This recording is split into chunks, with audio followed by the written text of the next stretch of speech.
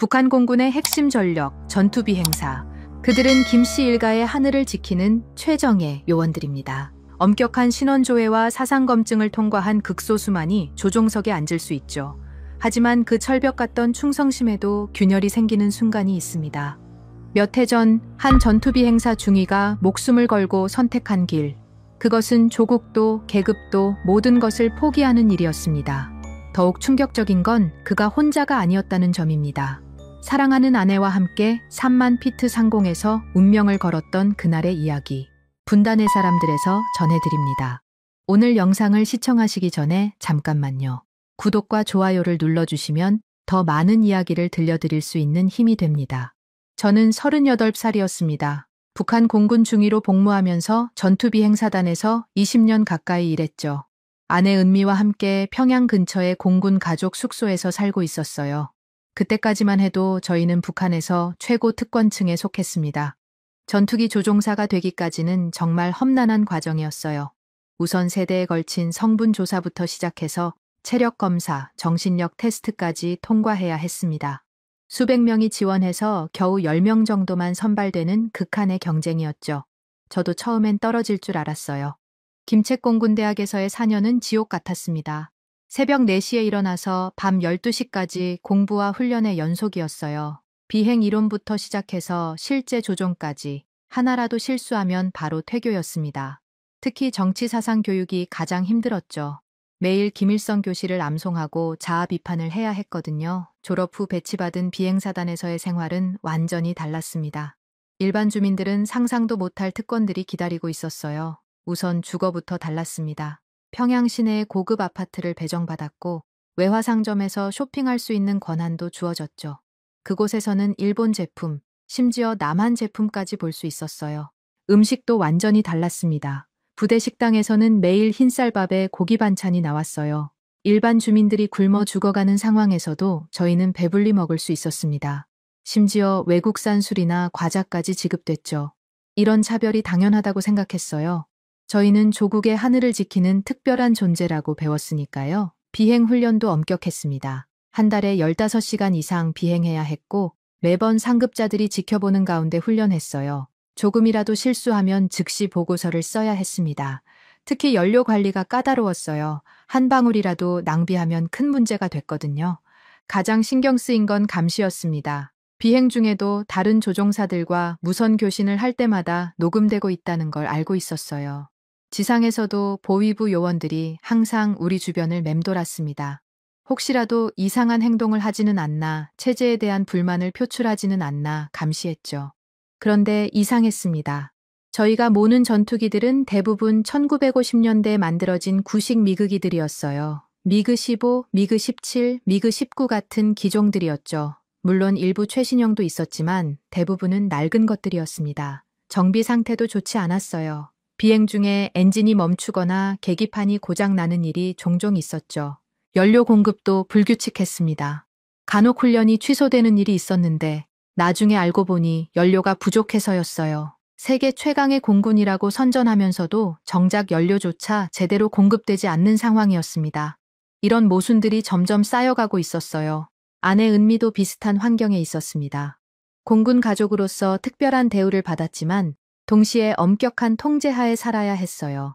매주 가족 모임에 참석해서 정치학습을 받아야 했고 다른 가족들과 서로를 감시해야 했습니다. 누가 체제에 대한 불만을 표출하는지 이상한 행동을 하는지 보고하라고 했거든요.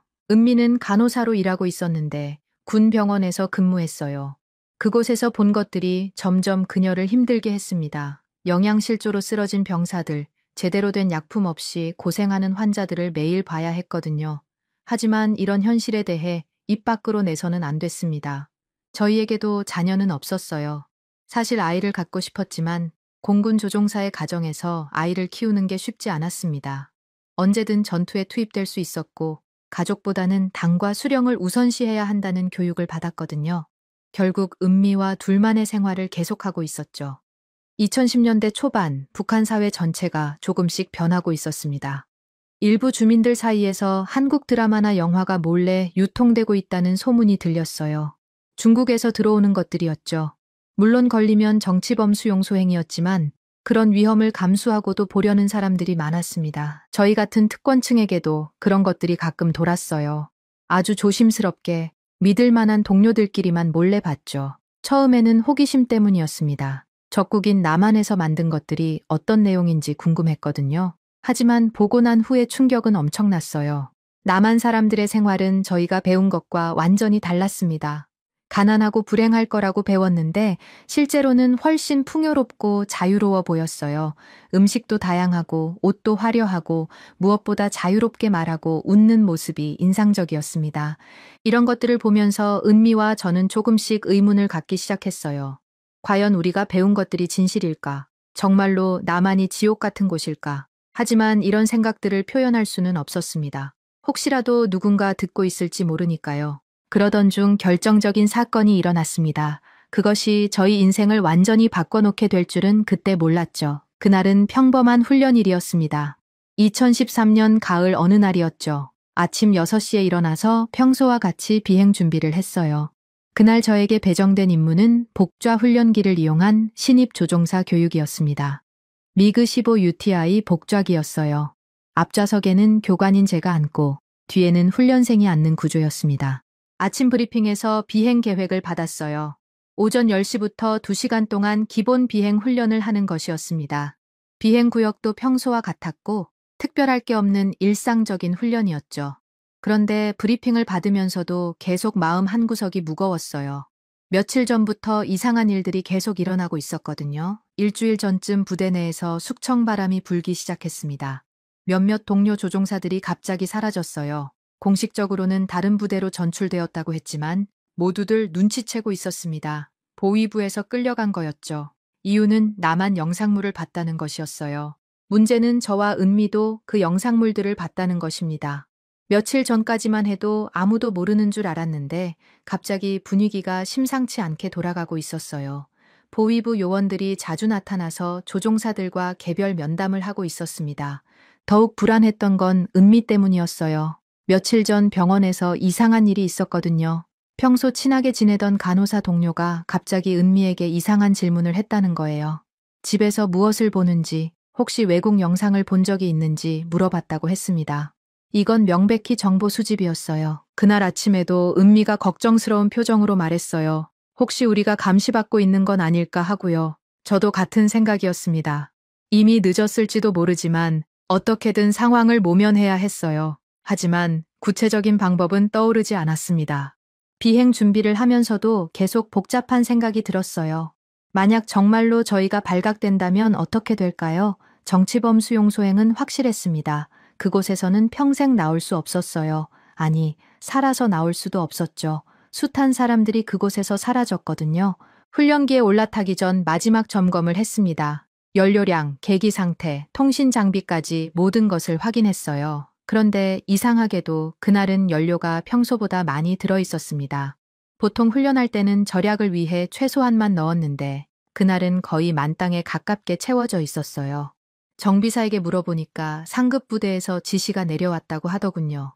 훈련 강도를 높이라는 명령이었다는 거예요. 당시에는 별로 의심하지 않았습니다.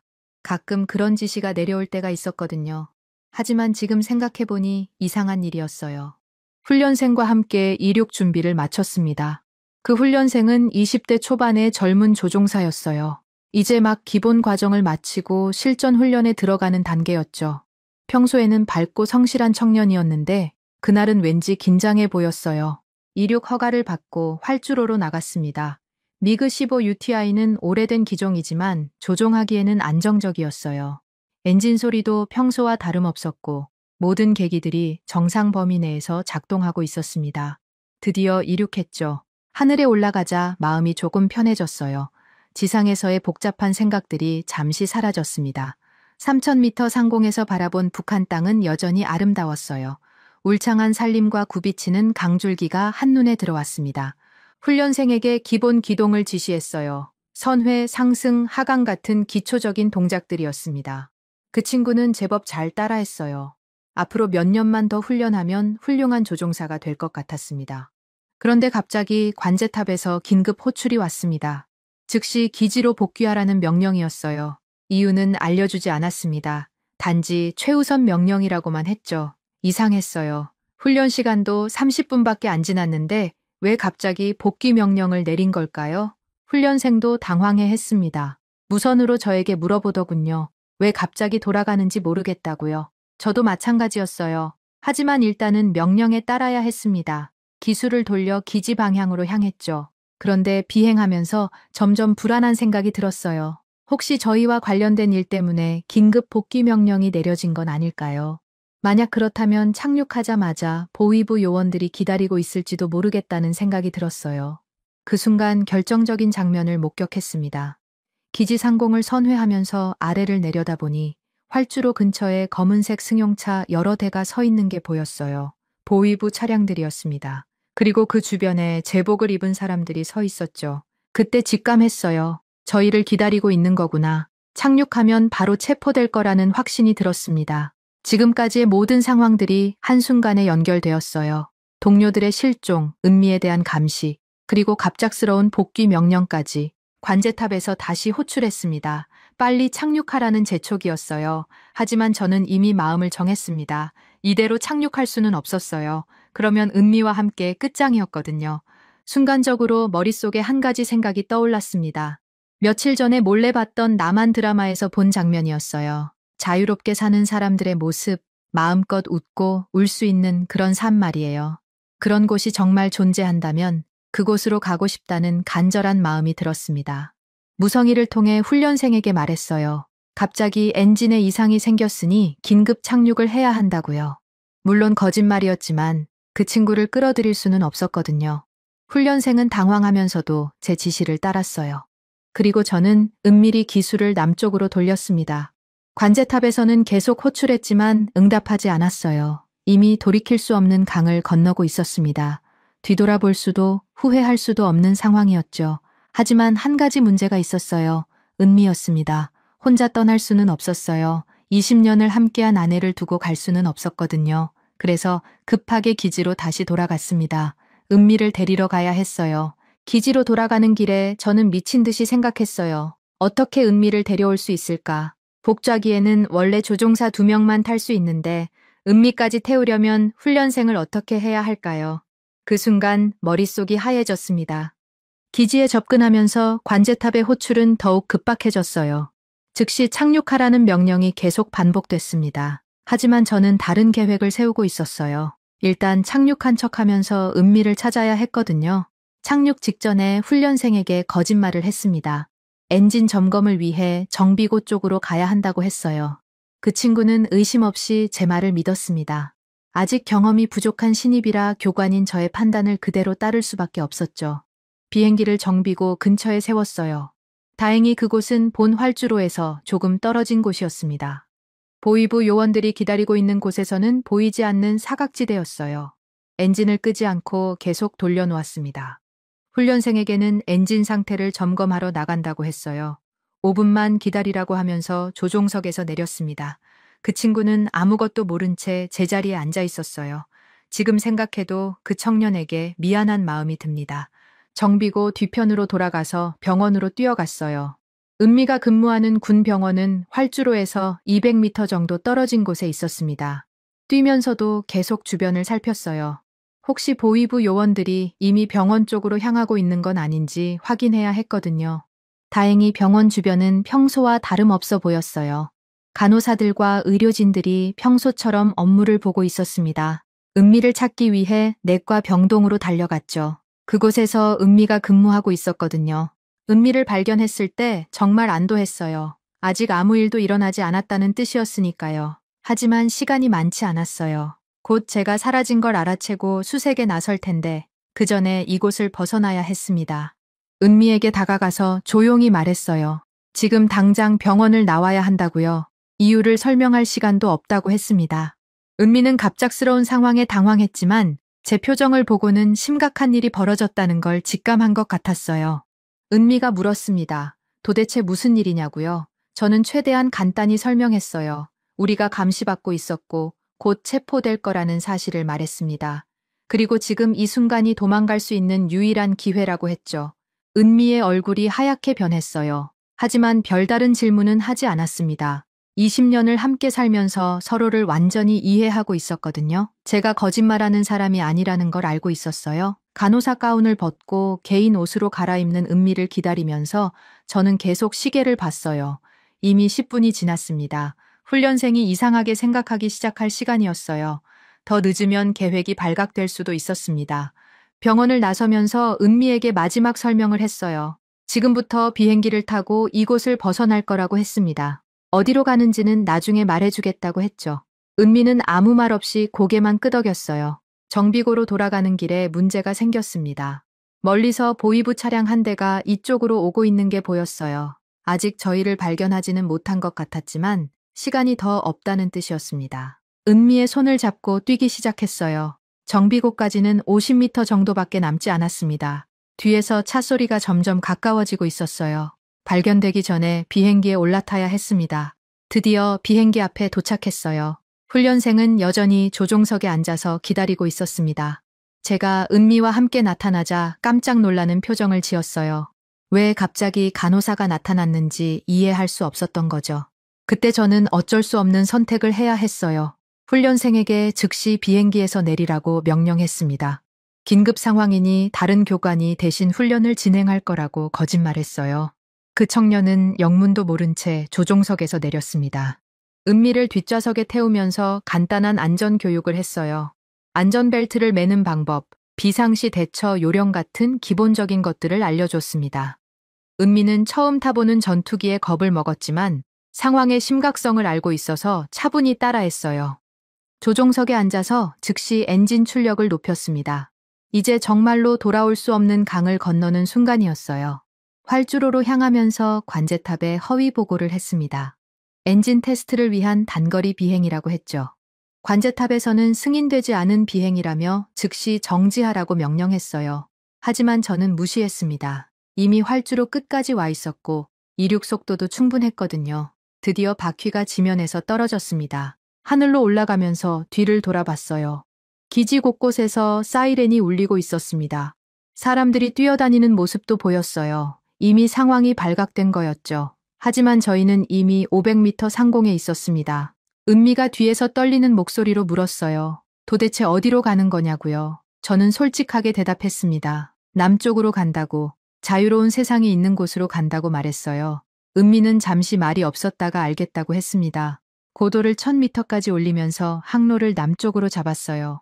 연료량을 확인하니 아직 충분했습니다. 서울까지는 거리상 1시간 반 정도면 갈 수 있었어요. 문제는 중간에 요격기들이 올라올 가능성이었습니다. 관제탑에서 계속 호출하고 있었어요. 즉시 복귀하라는 명령이 끊임없이 들려왔습니다. 주파수를 바꿨지만 다른 채널에서도 같은 명령이 반복됐어요. 이미 모든 무선 채널에 복귀 명령이 내려진 상태였습니다. 30분쯤 비행했을 때 레이더에 다른 기체들이 포착됐어요. 북한 요격기들이 저희를 추격하기 시작한 거였습니다. 예상했던 일이지만 실제로 보니 가슴이 두근거렸어요. 이제 정말로 목숨을 건 도주가 시작된 거였죠. 저는 고도를 낮췄습니다. 100m 이하로 내려가서 지형을 따라 비행하기 시작했어요. 이렇게 하면 레이더 탐지가 어려워지거든요. 산악 지형을 이용해서 추격기들을 따돌려야 했습니다. 은미가 뒤에서 무서워했어요. 너무 낮게 날고 있어서 나무들이 바로 아래 보였거든요. 조금만 실수해도 추락할 수 있는 위험한 고도였습니다. 하지만 다른 방법이 없었어요. 발견되면 격추당할 수도 있었으니까요. 1시간 정도 더 비행하니 드디어 휴전선이 보이기 시작했어요. 멀리서 철조망과 감시초소들이 보였습니다. 이제 진짜 마지막 관문이었어요. 이 선을 넘으면 더 이상 돌아갈 수 없었습니다. 은미에게 마지막으로 물어봤어요. 정말 괜찮겠냐고요. 아직 돌아갈 수도 있다고 했습니다. 하지만 은미는 단호하게 대답했어요. 당신과 함께라면 어디든 갈 수 있다고 말이에요. 그렇게 저희는 휴전선을 넘었습니다. 20년 동안 살아온 모든 것을 뒤로하고 완전히 새로운 세상으로 향하는 순간이었어요. 휴전선을 넘은 순간 갑자기 남한의 요격기들이 나타났습니다. F-16 전투기 2대가 저희 양쪽에서 접근해오고 있었어요. 처음에는 격추당하는 줄 알았습니다. 하지만 그들은 공격하지 않았어요. 대신 무선으로 연락을 해왔습니다. 한국어로 말하고 있었는데 북한에서 쓰는 말과는 억양이 달랐어요. 하지만 내용은 이해할 수 있었습니다. 귀순 의사가 있는지 묻고 있었어요. 저는 즉시 응답했습니다. 자유를 찾아왔다고, 아내와 함께 귀순하고 싶다고 말했죠. F-16 조종사는 침착하게 안내해줬어요. 서울 공군기지로 유도하겠다고 했습니다. 그들의 지시에 따라 고도와 속도를 조절했어요. 은미는 뒤에서 계속 떨고 있었습니다. 이 모든 상황이 너무 비현실적이었거든요. 남한 영공으로 들어오면서 아래 풍경이 완전히 달라졌어요. 북한에서는 볼 수 없었던 화려한 건물들이 즐비했습니다. 도로에는 수많은 자동차들이 다니고 있었어요. 밤에도 불이 환하게 켜진 도시의 모습이 정말 충격적이었습니다. 은미가 뒤에서 감탄사를 내뱉었어요. 저도 마찬가지였습니다. 북한에서 배운 남한의 모습과는 완전히 달랐거든요. 가난하고 어두운 곳이라고 배웠는데 실제로는 번영하는 도시였어요. 서울 상공에 도달했을 때 연료 잔량이 걱정되기 시작했어요. 북한에서 출발할 때는 충분하다고 생각했는데 적어도 비행과 긴급 기동 때문에 연료 소모가 예상보다 많았습니다. F-16 조종사에게 상황을 보고했어요. 그러자 즉시 가까운 공군기지로 안내해줬습니다. 성남 공군기지였어요. 활주로가 보이기 시작하면서 긴장이 최고조에 달했습니다. 과연 무사히 착륙할 수 있을까요? 미그 15 UTI는 워낙 오래된 기종이라 착륙할 때 조심해야 했어요. 접근하면서 관제탑과 교신했습니다. 한국 공군의 관제사들이 친절하게 착륙을 도와줬어요. 바람 방향, 활주로 상태, 접근 각도까지 상세히 안내해줬습니다. 북한에서는 이렇게 자세한 안내를 받아본 적이 없었어요. 드디어 바퀴가 활주로에 닿았습니다. 성공적인 착륙이었어요. 엔진을 끄고 나서야 비로소 안도의 한숨을 쉴 수 있었습니다. 정말로 해냈구나 하는 생각이 들었죠. 20년 동안 살아온 북한을 떠나 자유로운 땅에 발을 디딘 순간이었습니다. 하지만 진짜 놀라운 일은 조종석에서 내린 후에 벌어졌어요. 활주로 주변에 수십 명의 사람들이 몰려 있었습니다. 군인들, 정부 관계자들, 그리고 기자들까지 와 있었어요. 이렇게 많은 사람들이 저희를 기다리고 있을 줄은 몰랐습니다. 가장 먼저 다가온 건 한국 공군 장교였어요. 계급은 대령이었습니다. 정말 따뜻하게 저희를 맞아줬어요. 고생 많았다고, 이제 안전하다고 말해줬습니다. 그 말을 듣는 순간 눈물이 났어요. 정말로 자유로워진 거구나 하는 실감이 났거든요. 은미는 아직도 믿기지 않는다는 표정이었어요. 몇 시간 전까지만 해도 북한 군 병원에서 근무하고 있었는데 지금은 남한 땅에 서 있으니 꿈 같은 일이었죠. 제 손을 꼭 잡고 놓지 않았습니다. 곧바로 간단한 신원 확인 절차가 시작됐어요. 이름, 소속 부대, 계급 같은 기본적인 정보를 확인했습니다. 한국 관계자들은 저희가 진짜 북한에서 온 게 맞는지 여러 가지 질문을 했어요. 북한의 군사 기밀에 관한 것들도 있었죠. 저는 최대한 협조적으로 답변했습니다. 더 이상 숨길 이유가 없었거든요. 북한 공군의 편제, 훈련 방식, 사용하는 장비들에 대해 상세히 설명했어요. 한국 측에서는 이런 정보들을 매우 중요하게 여기는 것 같았습니다. 특히 제가 몰고 온 미그 15 UTI에 대한 관심이 많았어요. 비록 구식 기종이지만 북한이 현재 사용하고 있는 전투기였거든요. 한국에서는 이런 기체를 직접 볼 기회가 많지 않았다고 했습니다. 몇 시간 후 서울로 이동했어요. 정부 차량을 타고 가는데 창밖 풍경이 정말 놀라웠습니다. 고층 빌딩들이 끝없이 이어져 있었고 도로는 자동차로 가득했어요. 밤인데도 넌사인들이 화려하게 빛나고 있었습니다. 은미도 계속 창밖을 바라보고 있었어요. 북한에서는 상상도 못했던 풍경이었거든요. 평양의 중심가도 이 정도는 아니었습니다. 남한이 정말로 발전된 나라구나 하는 걸 실감했죠. 첫 번째 목적지는 국정원 시설이었어요. 앞으로 몇 달 동안 이곳에서 신문조사를 받게 될 거라고 했습니다. 시설 자체는 깔끔하고 현대적이었어요. 북한의 수용시설과는 차원이 다른 곳이었습니다. 담당 조사관을 만났는데 생각보다 친절했어요. 무섭거나 위압적이지 않았습니다. 저희가 힘들어하지 않도록 배려해주는 모습이었어요. 우선 며칠간 휴식을 취하라고 했습니다. 본격적인 조사는 컨디션을 회복한 후에 시작하겠다고 하더군요. 숙소로 안내받았는데 정말 깨끗하고 편안했어요. 개인 방을 배정받았고 화장실과 샤워 시설도 완비되어 있었습니다. 북한에서는 꿈도 꿀 수 없었던 수준이었어요. 온수도 24시간 나왔고 전기도 끊어지지 않았습니다. 저녁 식사를 할 때 더욱 놀랐어요. 다양한 반찬들이 푸짐하게 나왔거든요. 흰쌀밥은 기본이고 고기 반찬도 여러 종류가 있었습니다. 북한에서는 특권층이었던 저희도 이 정도 식사는 해본 적이 없었어요.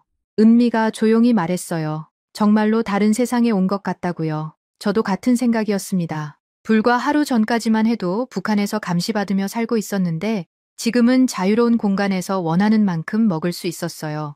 그날 밤 침대에 누워서 많은 생각을 했어요. 정말로 옳은 선택을 한 걸까요? 북한에 남겨두고 온 동료들은 어떻게 됐을까요? 아마 저희 때문에 큰 파장이 일어났을 거예요. 죄책감도 들었지만 후회하지는 않았습니다. 은미도 잠들지 못하고 있었어요. 서로 손을 잡고 이야기했습니다. 이제 새로운 삶을 시작해야 한다고, 힘들더라도 함께 헤쳐나가자고 약속했어요. 그리고 언젠가는 진정한 자유를 만끽할 수 있을 거라고 믿었습니다. 새벽이 되어서야 잠들 수 있었어요. 꿈속에서도 여전히 전투기를 몰고 하늘을 날고 있었습니다. 하지만 이번에는 도망가는 게 아니라 자유롭게 날아다니고 있었어요. 그것이 저희가 꿈꿔왔던 진정한 자유였습니다. 다음 날부터 본격적인 조사가 시작됐습니다. 매일 오전 9시부터 오후 6시까지 주말에도 쉬지 않고 진행됐어요. 처음에는 단순한 신원 확인일 줄 알았는데 실제로는 훨씬 복잡하고 광범위한 조사였습니다. 조사관들은 저희의 과거를 샅샅이 파헤쳤어요. 어디서 태어났는지, 어떤 학교를 다녔는지, 언제 군에 입대했는지부터 시작해서 북한에서의 모든 경험을 질문했습니다. 특히 공군 조종사로서 알고 있는 군사 기밀에 대한 질문이 많았어요. 가장 힘든 건 반복되는 똑같은 질문들이었습니다. 같은 내용을 조사관마다 날짜마다 다르게 물어봤어요. 일관성을 확인하는 거였죠. 혹시 거짓말을 하거나 숨기는 게 있는지 검증하는 과정이었습니다. 북한 공군의 편제에 대해서도 상세히 물어봤어요. 어떤 기종을 보유하고 있는지, 조종사는 몇 명인지, 훈련은 어떻게 진행되는지 등등. 저는 아는 한 모든 것을 털어놨습니다. 더 이상 북한과 연결고리가 없었으니까요. 특히 북한의 경제 상황에 대한 질문들이 인상적이었어요. 일반 주민들의 생활 수준, 배급 상황, 시장 경제의 확산 정도 같은 것들이었습니다. 한국 정부에서는 북한 내부 상황을 정확히 파악하고 싶어 했어요. 은미도 별도로 조사를 받았습니다.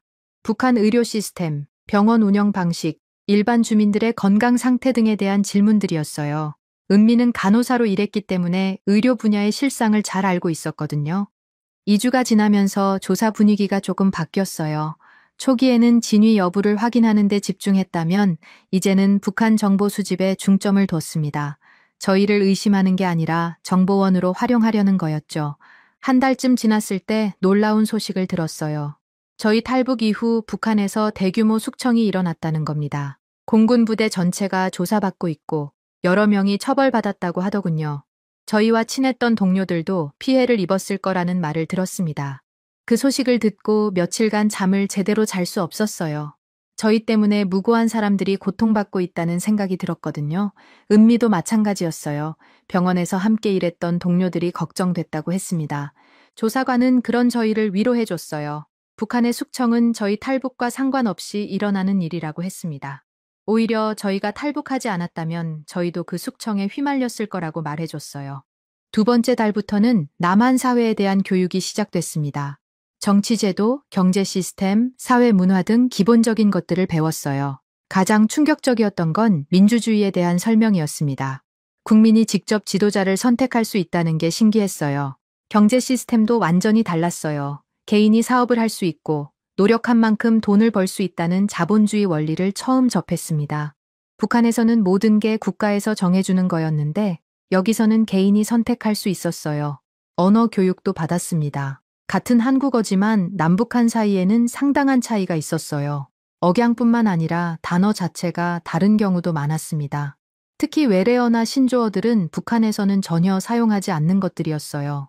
가장 인상적이었던 건 인권에 대한 교육이었습니다. 모든 사람이 태어날 때부터 동등한 권리를 갖는다는 개념이 새로웠어요. 북한에서는 출신 성분에 따라 권리가 달랐거든요.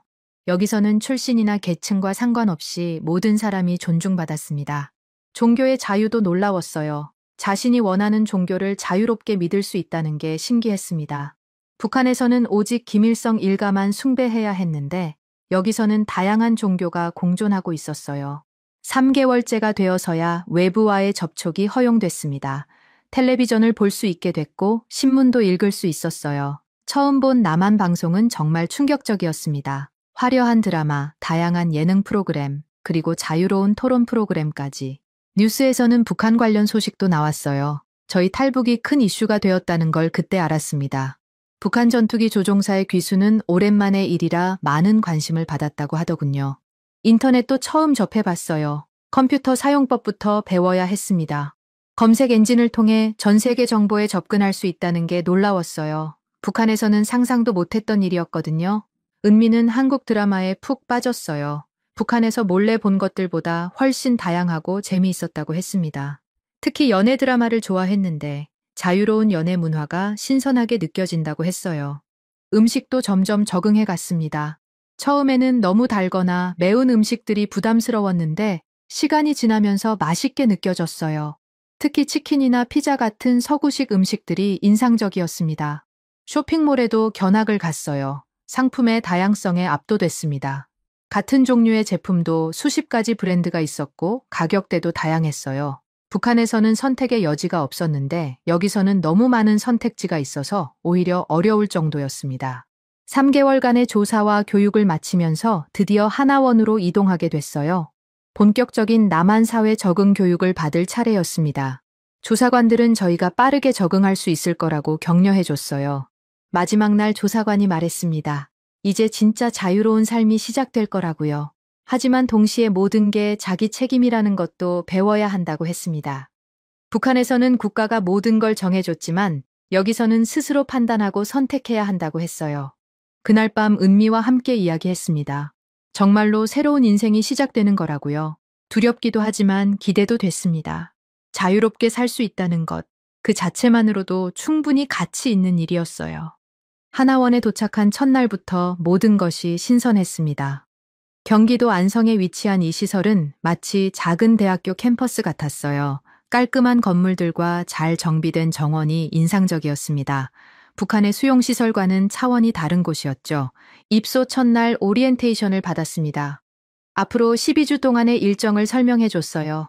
사회 적응 교육, 직업 훈련, 심리 상담 등 다양한 프로그램이 준비되어 있었습니다. 무엇보다 강제가 아닌 자율적인 참여라는 점이 놀라웠어요. 저희와 함께 교육받는 사람들은 다양했습니다. 나이도 직업도 다 달랐어요. 20대 청년부터 60대 노인까지, 농민부터 의사까지 정말 여러 계층의 사람들이 있었습니다. 하지만 모두 같은 처지였기 때문에 금방 친해질 수 있었어요. 첫 주는 기본 오리엔테이션이었습니다. 남한 사회의 구조와 제도를 배웠어요. 정치 시스템부터 시작해서 경제 원리, 교육 제도, 의료 시스템까지 폭넓게 다뤘습니다. 매일 5시간씩 수업을 들었는데 하나하나가 모두 새로운 내용이었어요. 가장 충격적이었던 건 선거 제도에 대한 설명이었습니다. 국민이 직접 대통령과 국회의원을 선택할 수 있다는 게 신기했어요. 북한에서는 김씨 일가가 모든 걸 결정했는데 여기서는 일반 국민이 권력자를 바꿀 수 있었습니다. 경제 교육도 흥미로웠어요. 시장 경제의 원리, 주식과 부동산, 은행 시스템까지 배웠습니다. 돈이 어떻게 돌아가는지, 개인이 어떻게 부를 축적할 수 있는지 처음 알게 됐어요. 북한에서는 모든 경제 활동이 국가 통제에 있었거든요. 컴퓨터 교육이 가장 어려웠습니다. 38살에 처음 마우스를 잡아봤어요. 키보드 타이핑부터 인터넷 검색까지 모든 게 낯설었습니다. 젊은 탈북자들은 금방 따라했지만 저희 같은 중년층은 적응하기 힘들었어요.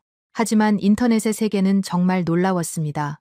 전 세계 뉴스를 실시간으로 볼 수 있고 궁금한 것은 무엇이든 검색할 수 있었어요. 북한에 대한 정보도 많았습니다. 외부에서 바라본 북한의 모습이 새로웠어요. 은미는 한국어 교육에 집중했어요. 같은 한국어지만 발음과 억양이 많이 달랐거든요. 특히 젊은 세대가 사용하는 신조어나 줄임말들은 완전히 다른 언어 같았습니다.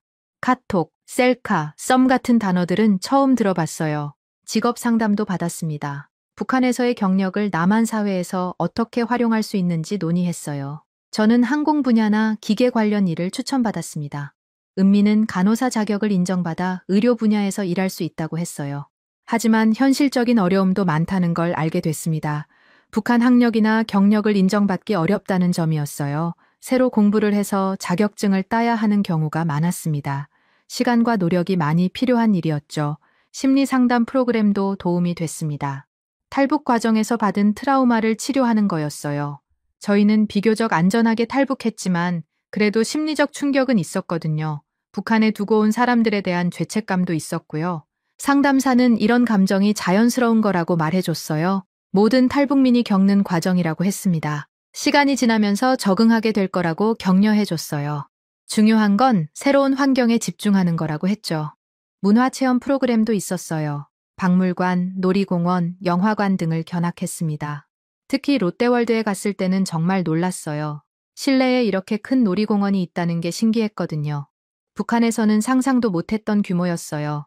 영화관에서 본 한국 영화들도 인상적이었습니다. 북한에서 몰래 본 것들과는 화질부터 달랐어요. 스토리도 다양하고 자유로웠습니다. 무엇보다 정부를 비판하는 내용도 있다는 게 충격적이었어요.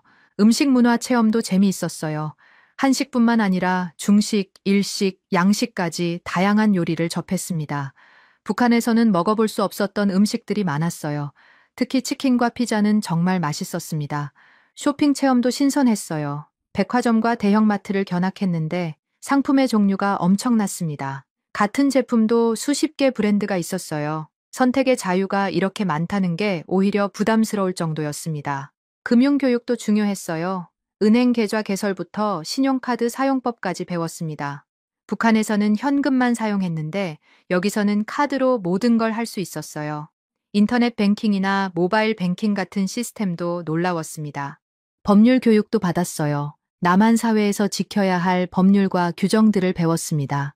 특히 교통법규가 복잡했어요. 북한에서는 자동차가 많지 않았는데 여기서는 모든 게 자동차 중심으로 돌아가고 있었거든요. 종교에 대해서도 배웠습니다.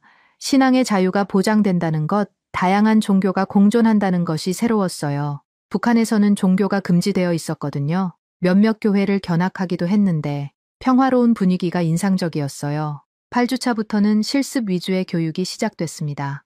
실제 직장에서 인턴십을 하는 프로그램이었어요. 저는 항공정비업체에서 일주일 동안 실습했습니다. 북한의 기술과는 차이가 많았지만 기본 원리는 비슷했어요. 은미는 병원에서 실습했어요. 의료 장비와 시스템이 북한과는 완전히 달랐다고 했습니다. 하지만 환자를 돌보는 마음은 같다며 금방 적응했어요. 한국 간호사들도 은미를 따뜻하게 받아줬다고 했습니다. 실습을 통해 남한 직장 문화를 경험할 수 있었어요. 수직적인 조직 문화는 북한과 비슷했지만 훨씬 자유롭고 개방적이었습니다. 의견을 자유롭게 표현할 수 있었고 창의성도 인정받았어요. 마지막 주에는 사회 정착 준비를 했습니다. 주거지 선택, 직업 알선, 정착금 지급 등 실질적인 문제들을 해결했어요. 정부에서 상당한 지원을 해준다는 걸 알고 감사했습니다. 12주간의 교육을 마치면서 수료식을 가졌어요. 그동안 함께했던 동기들과 작별 인사를 나눴습니다. 각자 다른 지역으로 흩어지게 되지만 서로 연락을 주고받기로 약속했어요. 드디어 진짜 남한 사회에 나갈 준비가 됐습니다. 두렵기도 했지만 기대가 더 컸어요. 자유로운 세상에서 새로운 삶을 시작할 수 있다는 것만으로도 충분히 행복했습니다. 하나원을 수료하고 처음 배정받은 곳은 경기도의 한 신도시였습니다. 정부에서 제공해준 임대 아파트는 24평 규모의 깔끔한 곳이었어요. 북한에서 살던 곳보다는 작았지만 시설 면에서는 비교할 수 없을 정도로 좋았습니다. 가스레인지, 냉장고, 세탁기, 에어컨까지 기본 가전제품이 모두 구비되어 있었어요. 온수도 24시간 나왔고 정전도 없었습니다. 북한에서는 특권층이었던 저희도 이런 편의시설을 모두 갖춘 집에서 살아본 적이 없었거든요. 첫날 밤 은미와 함께 베란다에 서서 밖을 내다봤어요. 아파트 단지 곳곳에 가로등이 환하게 켜져 있었고 늦은 시간에도 사람들이 자유롭게 다니고 있었습니다. 편의점 불빛도 24시간 켜져 있었어요. 정말 다른 세상에 온 것 같았습니다. 정착금으로 1200만 원을 받았어요. 북한에서는 상상도 못할 큰돈이었습니다. 하지만 남한에서는 그리 큰 돈이 아니라는 걸 곧 깨달았어요. 생활비, 교육비, 취업 준비비 등을 생각하면 절약해서 써야 하는 돈이었습니다. 가장 먼저 해야 할 일은 취업이었어요. 하나원에서 추천받은 항공정비업체에 이력서를 넣었습니다. 면접을 보러 갔는데 예상보다 어려웠어요. 북한 경력을 인정해주기는 했지만 남한의 기술 수준에 맞추려면 재교육이 필요하다고 했습니다. 결국 인근 폴리텍 대학의 항공정비과에 등록했어요. 6개월 과정이었는데 39살에 다시 학교에 다니게 된 거였습니다. 동기들은 대부분 20대 젊은이들이었어요. 처음에는 나이 차이 때문에 어색했지만 시간이 지나면서 잘 어울렸습니다. 수업 내용은 정말 어려웠어요. 컴퓨터를 이용한 설계, 첨단 진단 장비 사용법, 최신 항공기술 이론까지 모든 게 새로웠습니다. 북한에서 배운 기술과는 30년 정도 차이가 나는 것 같았어요. 특히 언어 장벽이 큰 문제였습니다. 전문 용어들이 대부분 영어였거든요. 북한에서는 러시아어나 중국어 용어를 많이 썼는데 남한에서는 미국식 기술 용어를 사용했어요. 매일 밤늦게까지 용어집을 외웠습니다. 은미는 더 힘들어했어요. 간호사 면허를 인정받기 위해서는 국가고시를 다시 봐야 했거든요. 의료기술과 약물명, 치료 방법까지 모든 게 북한과 달랐습니다. 하루 12시간씩 공부했지만 따라가기 어려워했어요. 경제적인 압박도 만만치 않았어요. 정착금은 빠르게 줄어들고 있었는데 아직 수입이 없었습니다. 학비, 생활비, 교통비까지 생각하면 돈이 모자랐어요. 아르바이트라도 해야 할 상황이었습니다. 편의점에서 야간 아르바이트를 시작했어요. 오후 11시부터 새벽 7시까지 일했습니다. 학교 수업이 끝나고 집에서 잠깐 쉬다가 다시 나가야 했어요. 체력적으로 정말 힘들었지만 생활을 위해서는 어쩔 수 없었습니다. 편의점 일을 하면서 남한 사회의 다양한 사람들을 만났어요. 술에 취한 회사원, 야식을 사러 온 대학생, 새벽 배송을 준비하는 택배기사까지 정말 다양했습니다. 그들과 대화하면서 남한 사회를 더 깊이 이해할 수 있었어요. 하지만 때로는 상처받는 일도 있었어요. 일부 손님들이 북한 억양을 듣고 이상하게 쳐다보거나 무시하는 태도를 보였거든요. 직접적으로 차별하지는 않았지만 미묘한 시선들을 느낄 수 있었습니다. 가장 힘든 건 외로움이었어요. 북한에서는 비록 억압적이었지만 동료들과 공동체 의식이 있었습니다. 하지만 남한에서는 모든 게 개인주의였어요. 이웃과 인사도 잘 안 하고 각자 바쁘게 살아가고 있었습니다. 은미도 비슷한 어려움을 겪고 있었어요. 간호사 공부는 너무 어렵고 경제적 압박은 심했습니다. 가끔 북한이 그리워진다고 했어요. 물론 정말로 돌아가고 싶다는 건 아니었지만 그때의 단순했던 삶이 그립다고 했습니다. 3개월쯤 지났을 때 첫 번째 위기가 왔어요. 정착금이 거의 바닥났는데 아직 정식 취업은 하지 못한 상황이었습니다. 편의점 아르바이트비로는 생활하기 어려웠어요. 하나센터에 도움을 요청해야 했습니다. 하나센터 상담사는 친절하게 도와줬어요. 생활비 지원 프로그램을 안내해주고 추가 직업훈련 기회도 소개해줬습니다. 무엇보다 포기하지 말라고 격려해줬어요. 모든 탈북민이 겪는 과정이라고 했습니다. 그때쯤 학교에서 좋은 소식이 있었어요. 성적이 우수해서 장학금을 받게 된 거였습니다. 북한에서의 기초 지식이 도움이 된 것 같았어요. 비록 기술은 뒤처졌지만 이론적 바탕은 탄탄했거든요. 은미도 간호사 스터디 그룹에 참여하게 됐어요. 다른 탈북 간호사들과 함께 공부하는 모임이었습니다. 같은 처지의 사람들끼리 서로 도우며 공부하니 훨씬 효과적이었어요.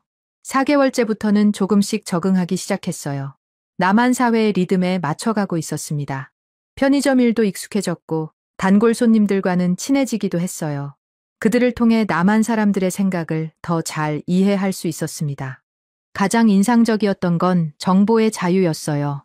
인터넷으로 모든 정보에 접근할 수 있었고 다양한 의견을 볼 수 있었습니다. 북한에 대한 정보도 많았는데 외부에서 바라본 북한의 모습이 새로웠어요. 유튜브에서 다른 탈북민들의 이야기도 봤어요. 저희와 비슷한 경험을 한 사람들이 많았습니다. 그들의 성공 사례를 보면서 희망을 갖게 됐어요. 시간이 걸리더라도 언젠가는 성공할 수 있다는 확신이 들었습니다. 5개월째에는 작은 성취가 있었어요. 학교에서 주최한 기술 경진대회에서 3등을 했거든요.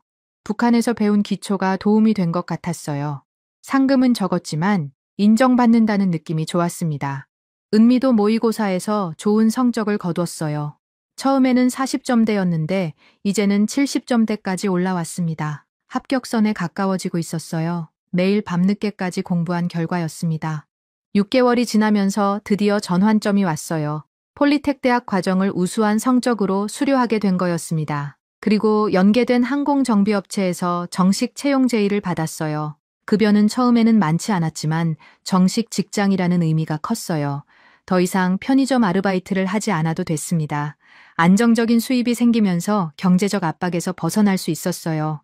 은미도 간호사 시험에 합격했어요. 세 번째 시도에서 마침내 성공한 거였습니다. 그날 합격 통지서를 받고 둘이서 펑펑 울었어요. 정말 힘든 시간이었지만 포기하지 않은 결과였습니다. 그렇게 1년이 지나면서 저희는 남한 사회의 당당한 구성원이 되었습니다. 여전히 어려움은 있었지만 이제는 자신감을 가지고 살아갈 수 있었어요. 자유의 소중함을 매일 느끼며 살아가고 있었습니다.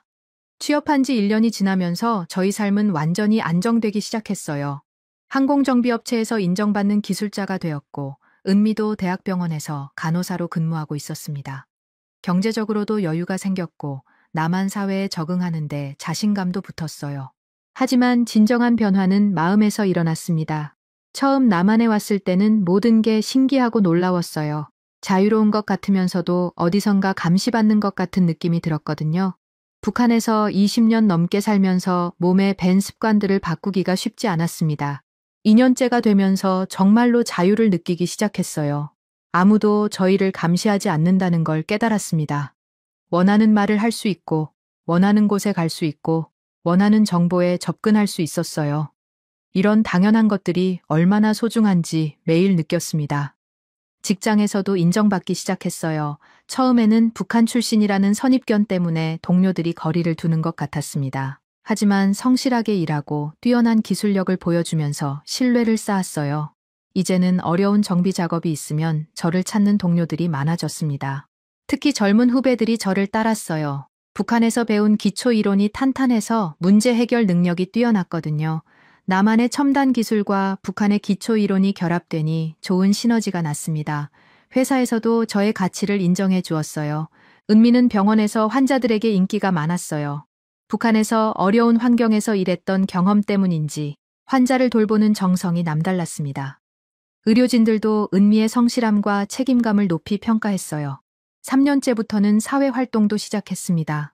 탈북민 단체에서 후배들을 돕는 멘토 역할을 했어요. 저희와 같은 길을 걷는 사람들에게 조금이나마 도움을 주고 싶었거든요. 적응 과정에서 겪었던 어려움들을 나누면서 그들이 더 쉽게 정착할 수 있도록 도왔습니다. 가장 보람 있었던 일은 북한에서 온 젊은 조종사를 도운 일이었어요. 저보다 10살 어린 그 친구는 육로로 탈북해서 더 힘든 과정을 거쳤습니다. 하지만 비행에 대한 열정은 저와 같았어요. 한국 공군에 지원하려고 했지만 여러 제약이 있었습니다. 그 친구를 위해 항공업계 사람들을 소개해줬어요. 비록 군 조종사는 될 수 없어도 민간 항공사에서 일할 기회는 있다고 격려했습니다. 지금 그 친구는 항공대학에 재학 중이에요. 언젠가는 훌륭한 조종사가 될 거라고 믿습니다. 4년째에는 더 큰 변화가 있었어요. 회사에서 해외 출장 기회를 줬거든요. 동남아시아에 있는 항공정비 시설을 점검하는 업무였습니다. 북한에서는 상상도 못했던 일이었어요.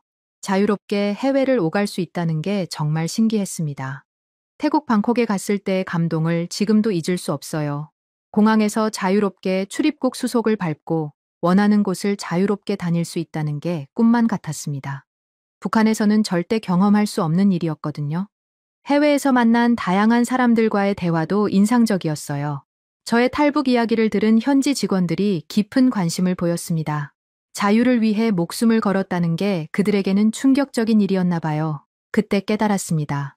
제가 경험한 일들이 단순한 개인사가 아니라는 걸요. 분단된 한반도의 현실, 북한 주민들의 삶, 자유의 소중함을 알리는 살아있는 증언이라는 걸 느꼈습니다. 5년째부터는 강연 활동도 시작했어요. 대학교, 시민단체, 공공기관에서 저희의 탈북 경험을 이야기했습니다. 처음에는 떨렸지만 점점 자연스러워졌어요. 사람들이 진지하게 들어주고 질문도 많이 해줬습니다. 특히 젊은 대학생들의 반응이 인상적이었어요. 북한의 현실에 대해 잘 모르는 학생들이 많았습니다. 분단이 아직도 현재 진행형이라는 걸 새삼 깨닫는 모습을 볼 수 있었어요. 통일의 필요성에 대해 다시 생각해보는 계기가 되었다고 말하는 학생들도 있었습니다. 은미와 저는 이제 완전히 남한 사람이 된 것 같았어요. 억양도 많이 바뀌었고 문화도 자연스럽게 받아들였습니다. 하지만 북한에서의 경험을 잊지는 않았어요. 오히려 그 경험이 저희를 더 강하게 만들었습니다. 가장 큰 변화는 꿈을 가질 수 있게 되었다는 점이에요. 북한에서는 정해진 틀 안에서만 살아야 했습니다. 하지만 남한에서는 노력하면 무엇이든 될 수 있었어요. 저는 언젠가 항공정비업체를 창업하고 싶다는 꿈을 갖게 됐습니다. 50살에 대학원에 다니는 게 쉽지 않지만 배움에 대한 열정은 나이를 잊게 만들었어요. 6년째 되는 해에는 정말 특별한 일이 있었어요. 한국항공우주연구원에서 북한 항공기술에 대한 자문을 요청받은 거였습니다. 저의 경험과 지식이 국가적으로도 가치 있는 정보라는 걸 인정받은 거였죠. 그 일을 하면서 느낀 건 제가 단순히 탈북민이 아니라 대한민국 국민으로서 기여할 수 있다는 점이었어요. 북한에서의 경험이 약점이 아니라 오히려 강점이 될 수 있다는 걸 깨달았습니다. 지금도 가끔 북한에 있는 동료들을 생각해요. 저희가 탈북한 후 어떻게 됐을지 궁금하고 안타깝습니다. 하지만 후회하지는 않아요. 저희가 선택한 자유가 너무나 소중하거든요. 매일 아침 일어나서 자유롭게 숨 쉴 수 있다는 것, 하고 싶은 말을 할 수 있다는 것, 가고 싶은 곳에 갈 수 있다는 것, 이런 당연한 일상이 얼마나 소중한지 매 순간 느낍니다. 은미와 저는 이제 진정한 대한민국 국민이 됐어요. 하지만 북한에서의 20년도 저희 인생의 소중한 부분입니다. 그 경험이 있었기에 지금의 자유를 더욱 감사하게 여길 수 있거든요. 앞으로도 저희는 이 자유로운 땅에서 열심히 살아갈 겁니다.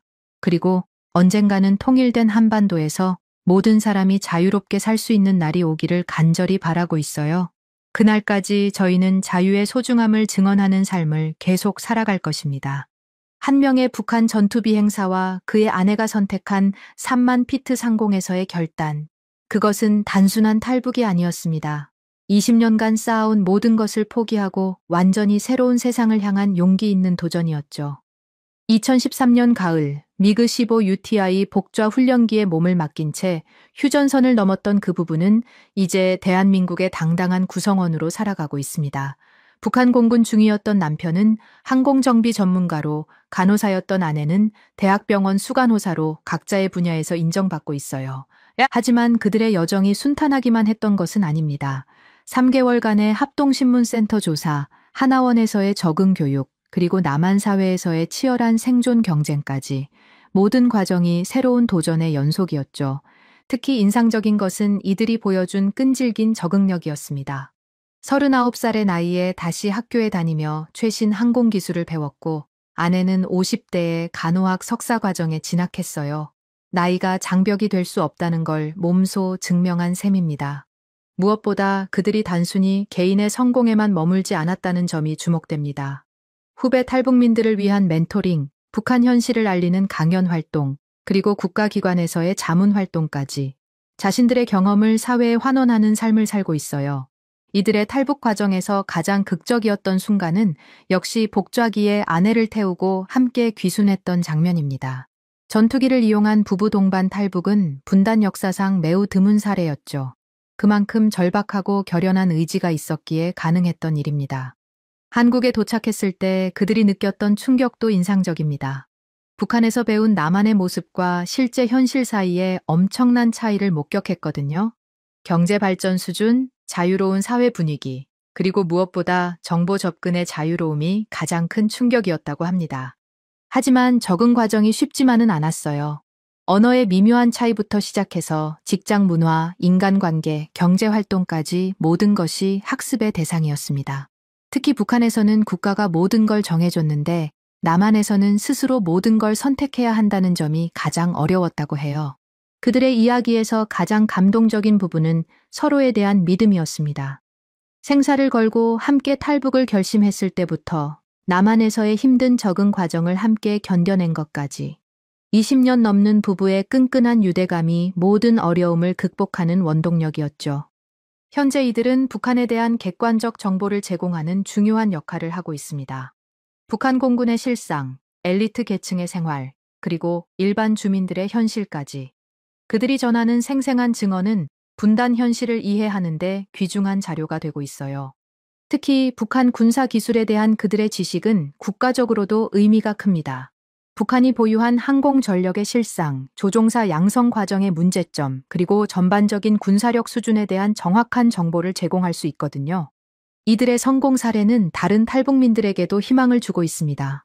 나이와 배경에 관계없이 노력하면 남한 사회에서 성공할 수 있다는 걸 보여주고 있어요. 실제로 그들을 멘토로 삼아 성공한 후배 탈북민들이 늘어나고 있습니다. 하지만 무엇보다 중요한 것은 그들이 얻은 진정한 자유입니다. 하고 싶은 말을 할 수 있는 자유, 가고 싶은 곳에 갈 수 있는 자유, 꿈을 꿀 수 있는 자유. 이런 당연한 권리들이 얼마나 소중한지를 몸소 체험하고 있어요. 그들은 지금도 북한에 남겨둔 동료들을 생각합니다. 자신들의 탈북으로 인해 피해를 입었을 사람들에 대한 미안함도 있어요. 하지만 동시에 자신들의 선택이 옳았다는 확신도 갖고 있습니다. 자유의 소중함을 알기 때문이죠. 앞으로 이들이 꿈꾸는 것은 통일된 한반도입니다. 언젠가는 모든 한민족이 자유롭게 소통하고 왕래할 수 있는 날이 오기를 간절히 바라고 있어요. 그때까지 그들은 자유의 증인으로서의 역할을 계속해 나갈 것입니다. 지금 이 순간에도 북한에서는 수많은 사람들이 자유를 꿈꾸며 살아가고 있을 겁니다. 그들 중 일부는 목숨을 걸고 탈출을 시도할 수도 있어요. 이런 현실 앞에서 우리는 분단의 아픔을 다시 한번 되새기게 됩니다. 한 전투비행사 부부의 용기 있는 선택이 보여준 것은 자유에 대한 간절한 열망이었습니다. 그리고 그 자유를 쟁취하기 위해서는 때로는 모든 것을 걸어야 한다는 현실이기도 했죠. 오늘 이들의 이야기를 통해 우리가 누리고 있는 자유가 얼마나 소중한지 다시 한번 깨달을 수 있었습니다. 동시에 아직도 그 자유를 누리지 못하는 사람들에 대한 관심과 배려도 필요하다는 걸 느꼈어요. 분단의 사람들은 앞으로도 분단 현실을 살아가는 사람들의 진솔한 이야기를 전해드리겠습니다. 구독과 좋아요는 더 많은 이야기를 전하는데 큰 힘이 됩니다. 시청해주셔서 감사합니다. 감사합니다. 감사합니다. 감사합니다. 감사합니다. 감사합니다.